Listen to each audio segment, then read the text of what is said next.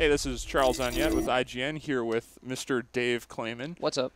And we're here to look at the new Mortal Kombat trailer from an upcoming sort of 2D re-envisioned version of this franchise. That's right, and we got right into it. So let's go back to the very beginning where we see Mr. Shao Kahn putting on his skull mask. A lot of people would have thought Scorpion right off the bat because of the seemingly cat eyes, lizard eyes, but you remember Shao Kahn has that skull mask that he puts on, and you learn that it's definitely him a little bit later. And also, strangely enough, we don't see Scorpion throughout the entirety of this trailer. Yeah. So what we do see is a confirmation of a bunch of stages and characters. So obviously there's Shao Kahn. He's got his spiky armor going on. And he's fighting Raiden, who was the guy with the energy ball and in between his hands, of course, the lightning god. Yeah, and they're fighting in what appears to be Khan's arena, which is from Mortal Kombat 2, I believe. And actually, a lot of the stuff you're seeing in this trailer is from Mortal Kombat 2, or popularized in Mortal Kombat 2. Yeah, actually, most of the stuff throughout the course of the trailer is just old stuff.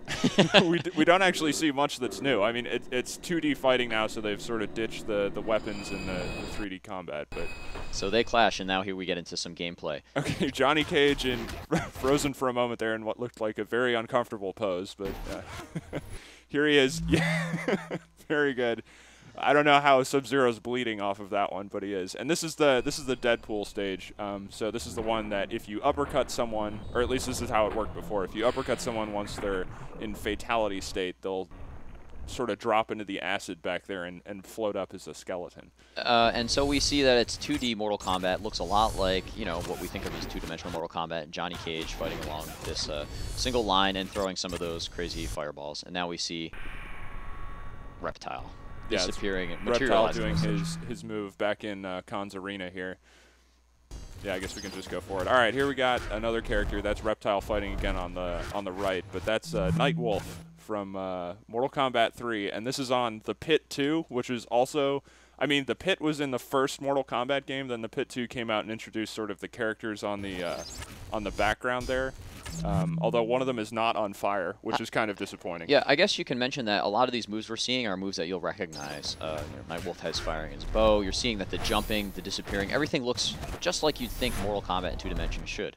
And as we go forward to the next character, you see in a very, very skimpy outfit. That's Melina. That's Melina, not Katana, her sister. Yes. Melina's Katana has the fans. Melina throws the energy Psy. Is it Psys or Psy? I don't know how to pluralize that. Well, I'm not sure. All I know is that half of her face is deformed and looks like Baraka. So she's got that going for her. Yeah, there's Kung Lao with his hat. That's his big projectile toss. And then this is, I believe, the rooftop stage. I think that was from Mortal Kombat 3, I believe. Yeah, and if you go back, he was in the forest, which is another stage you might recognize from Mortal Kombat 2. Yeah, with the screaming trees and whatnot.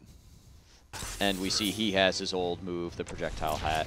Johnny Cage has a tattoo on his chest. I guess that might be new. It's I mean, if you're going to get a tattoo on your chest, you might as well tattoo your own name on there. Yeah, a very classic Johnny Cage. And then, actually, if we can go back to the robot spewing fire, we've confirmed that this is a red robot, meaning that he is... Which one is that, Charles? That would be Sector. Sector, not Cyrax. No, not Cyrax. That's Sector, and he's got the flamethrower, and then I believe later on we see him shooting missiles as well. And we see some more classic moves right ahead of Sector here, which is Sub-Zero freeze move. Yeah, everybody loves that. Yeah, I mean it looks very much like a classic Mortal Kombat. Like this is pretty much what I remember playing in arcades.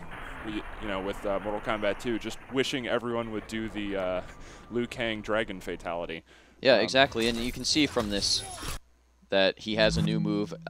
We don't think this means weapons are going to be in the game when he materializes the ice sword and then stabs Johnny Cage with it. It looks like that is a grapple move or something. A grapple move or something.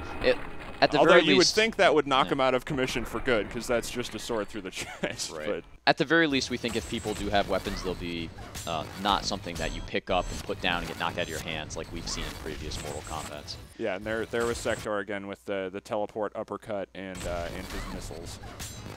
Again, doing juggle combos there. And then this is the part where we see one of the, I guess, you know, the additional features here is that you can call in other characters from off screen. Yeah, this is the important part. We learned this when they announced the game, is that the game has a co-op. It has what is supposedly one of the longest storylines in the game, but you can play in arcade mode co-op.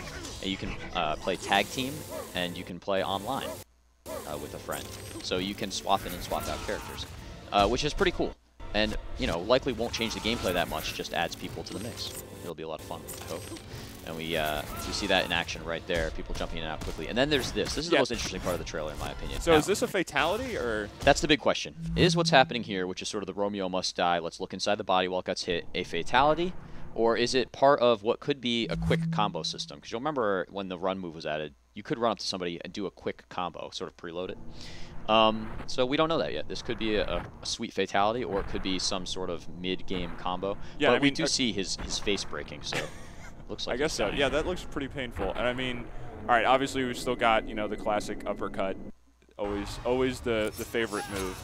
And then, all right, so if we could pause right there where Kung Lao's dropping his hat on the ground. According to the release, there's supposed to be more brutal fatalities, which I think is said in every single Mortal Kombat announcement, is that this game will have the most brutal fatalities of all time. So that's sort of the beginning of one of them. Here's the thing. In Mortal Kombat versus DC Universe, there were just certain things you couldn't do to some of the superheroes, right? I mean, there were still fatalities, but they weren't really what you wanted in a Mortal Kombat game. This, apparently, the big ending here, where you're sawing the guy in half through his nether regions, is an indication that this is going to be the grossest Mortal Kombat of all time.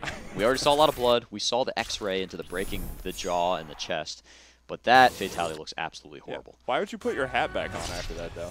All right, so there you have it. Thanks for watching another Rewind Theater, and we'll end on a nice note. We've got Kung Lao wiping blood off his hat with a couple of nice slave girls in the background. So we don't know if they'll play into the storyline at all, but let's hope that they do.